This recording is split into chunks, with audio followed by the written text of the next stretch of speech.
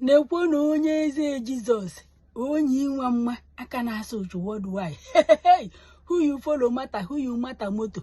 Nekwo na ya na ọbụzikwa sọ mma, unu ya bịa nnọọ ka unu nụrụ ozi ọ chọrọ izi ụmụ ụwa. Onye eze Jesus dozikwa ka unu gbajisiwa ụmụ nwa. Okwe kịta anụnwa ka ahụ na-anụnwa ọ na-asịgbu anyị n'ọdịnihu akwụkwọ.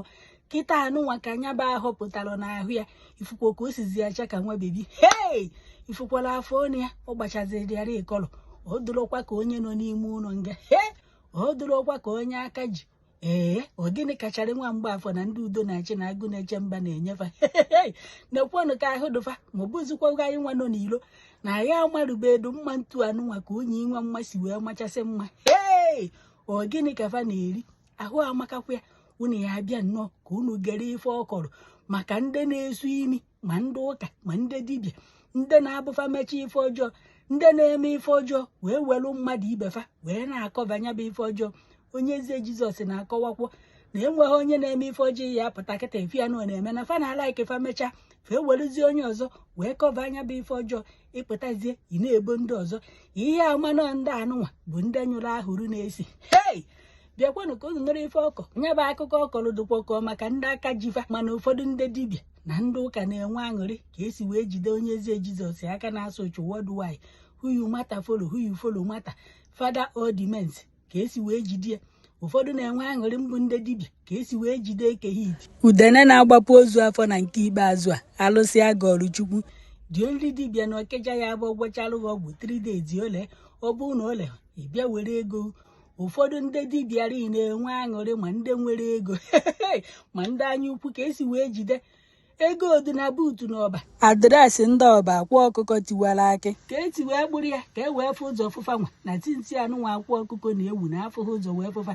Kịtarị kafa na-alụcharị ma họteelụ ma ụlọ na-emezi ife ego na-ebugharị moto na-ekoga na akpụrụ họfa n'ofe abụ karịtịa n'ofe abụ ndị eziokwu ụna ahịa ama na fa bụ oke ama otu enwezi kịta fapụtafa na-atị ụnụ na fa na-efe eze nwaanyị na mmiri na fa na-efe mama eweta ụna ahịa ama na oke ama otu ka fa bụdikwa. Obere oge n'ala Igbo kịta efuru ndị Anambra State, Imo Steeti, Enugu Steeti. O nwere famili ya bụ ije kịta unu ya dafụ oke amosu ndị ọ ya aka nkụ na ndị yutu maka ndị yutu ka ọ ka n'isi ụmụ okorobịa anyị na ụmụ agbọghọbịa anyị ndị chọrọ ibutie n'ike ka farie n'ike ejefa na-abasị ụmụ nkanka otu dị iche iche ka e wee bute ego atịfa na fa na-efe nke nwere ụna ahịa mụ na oke amosu ka fa na-aba. Ahụ amakakwafa ọ gịnị kachara nwa mgbe afọ na-enye baba na-eri. Amazi ka ego du na buutu akwa ọkụkọ tiwara akị na ọba ya dị. Nwasiki ọ ya doziri ka amamife mma akpọzie ka ozi onye nke bụzi ekehiti afọ ya haziri ka onye dị ime ejima. Bịanụ ka unu nụrụ ozi onye eze Jizọs nwere izi unu n'ọkwọ nke nnụtị ka m bịa ka alụ unu na ọnwakwa ife nna arụ. Life is all about faith and belief. Ụgbọaka gị ọtọ emegidere mmadụ. Ibe nchọpụta n'ụwa na ọkwanụ ndị na-eme ife ọjọọ na-eji ndị ọzọ ekpuchi.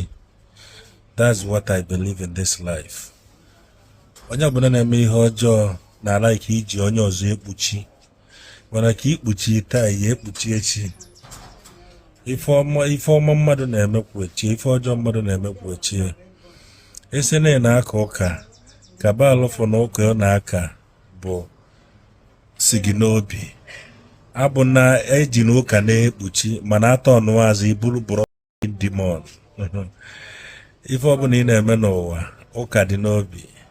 Ị na-ebe ụfọdụ ndị fada na-eme itufuo chapelet. Ị na-efe ụfọdụ ndị kpọnwụfa ndị pastọ na-eme itufuo baịbụl. So n'ụwa na-eme ife gị na chi gị kwụkwụba aka gị ọtọ. Ife eji wee bụrụ mmadụ bụ na ụfọdụ ndị mmadụ bụ mmụ iru na-abụ. Ido na gị na fa akwụtata echi niile kamelion, mana ọ chọbara m aja ọsọ ga-adagbu onwe ya n'aja ada. Ịdara n'izu ịdaa n'ọnwa, ịdara n'ọnwa ịdaa n'arọ. Ife ọjọọ mmadụ mee gbagodo arọ ọkwụ echie. Imegide mmadụ ibe maka na ịkarịrị ya, emesịa onye ọzọ ga-emekwa ya nye mee ya ụmụ gị. Mkpụrụ onye ka okwukwa na-echi ya ife ọkwa ọsọ gị nọdụ taa enwego ndị nna ya before you. So na-ekele ọrụ eke ekenekwa m ọnụ omeife jide ọfọ onye anyị na-emegide taa onwe ife o mee ka ọ maka na ịkarịrị ya. onye anyị na-eme ya taa o nwere ife o mee ka ọ maka na ịkarịrị ya. Charity begins at home.